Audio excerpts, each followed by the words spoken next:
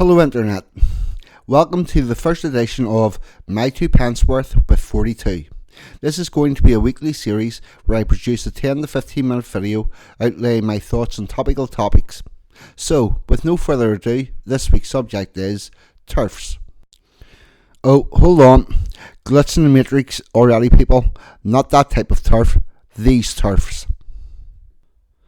The term TERF, TERF, is an acronym for Trans Exclusionary Radical Feminists. The term was first recorded in 2008 and it originally applied to the minority of feminists espousing sentiments that intersectional feminists consider transphobic.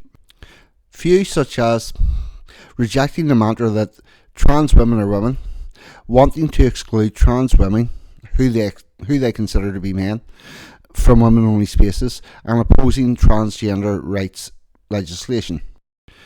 This split within feminism became mainstream when Posey Parker got into all sorts of trouble with her billboard campaign that promoted the dictionary definition of woman, which we all know is adult human female. When this rift became public, predictably, a section of the manosphere, the section that fell for the grifter Professor Jordan Peterson, and social commentators of all shades that politically fall to the right of Chairman Mao got on board, saying something to the effect of, "I don't agree with all that feminist fluff, but on this issue they are right."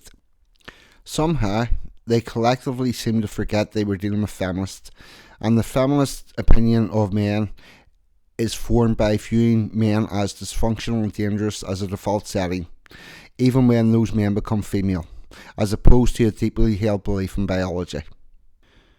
And for the record, Sargon, podcast of the Lotus Eaters, I'm looking at you and your recent defence of J.K. Rowling. Get off your white charger, have a proper look at her opinions and why she holds them, then let us know if you still believe that she is correct. Okay, I get it. People look at Rowling and think she is a milquetoast feminist. Couldn't really do any harm. It's different from standing on the same stage and holding the same opinions of an outspoken real TERF that actually is radical, like say Judy Biddle, who writes for The Guardian, who believes that men should be kept in camps and their female relatives should be able to take them out like a library book. It's not really the same, is it? Right? Let me remind you that there's no actual thing as a radical feminist. They all came through the same indoctrination camps. They all accepted the views of the likes of Sally Miller Gerhardt, who advocated in her essay, "The Future, if there is one, is female," that men should be reduced to and maintain that 10% of the total population. And whenever you look at that, that makes Bindle's proposition of camps sound quite humane. So with that in mind, let's have a look at the actual TERF ideology. The first point of note is that the TERF ideology is not exclusionary of all transsexual people. While they maintain the definition of a woman is adult human female, and that is indisputable and cannot be changed for any reason whatsoever, they totally avoid the definition of a man.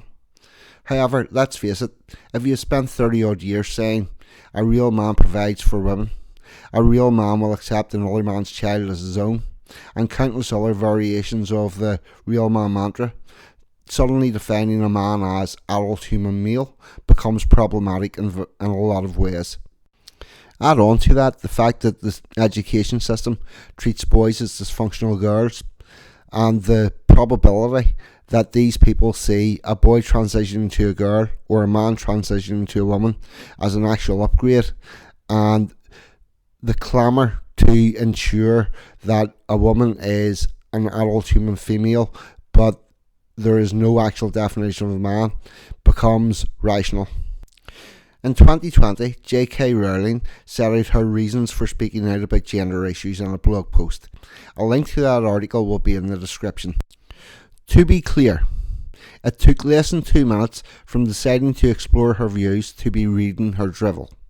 This is not something that was buried in the back end of the internet. The search engines will take you to this information. Therefore, anyone who decided to defend her views without actually knowing her views has failed in their due diligence. They were not duped by hidden information. So what does she have to say? Allow me to quote, I'm concerned about the huge explosion in young women wishing to transition, and also the increasing numbers who seem to be detransitioning, returning to their own sex, because they regret having taken steps that have, in some cases, altered their bodies irreparably and taken away their fertility. Well, JK, this is where you've lost me, and frankly should have lost everyone else. Boys who embark on hormone blockers lose not only their fertility, but also their sexual function. That never crossed your mind, did it? Rowling goes on to say, most people probably are not aware. I certainly wasn't until I started researching this issue properly, that 10 years ago the majority of people wanting to transition to the opposite sex were male. That ratio has reversed. The UK has experienced a 4,400% increase in girls being referred for transitioning treatment. Autistic girls are hugely overrepresented in these numbers. Well, JK, I can explain why you were blissfully unaware. When the drive to increase the number of transsexuals was affecting mostly boys, you did not care. You and the mainstream media had zero fucks to give, and it only became an issue to you whenever girls became affected. I would also say that autism mainly affects boys, and if society cared enough to have a good proper look, we would find that most of the boys in the process of transition, or those boys that did transition, they're autistic also. If only you could get on board with the radical notion of not sexualising children and actually letting children evolve, grow and learn, maybe figure out what their favourite colour is before they figure out what gender they are, you and I might have something in common. But that would involve protecting boys as well as girls, and you don't want to do that, do you? Rowling goes on to state, I've wondered whether, if I'd been born 30 years later, I too might have tried to transition. The allure of escaping womanhood would have been huge. As if becoming a woman is uniquely dangerous. JK, let me state this. The only position more advantageous than being a white Western woman would be perpetual childhood. What exactly were you worried about? Conscription, if it comes, will only ever affect men. 98% of all war fatalities are men. 95% of those denied access to their children through family courts are men. 80% of all suicides are men. 90% of workplace fatalities are men. Oh, and if you ever manage to get on a sinking ship, the women get to go on a lifeboat and the men get to have a go at breathing seawater. So, what exactly were you trying to escape?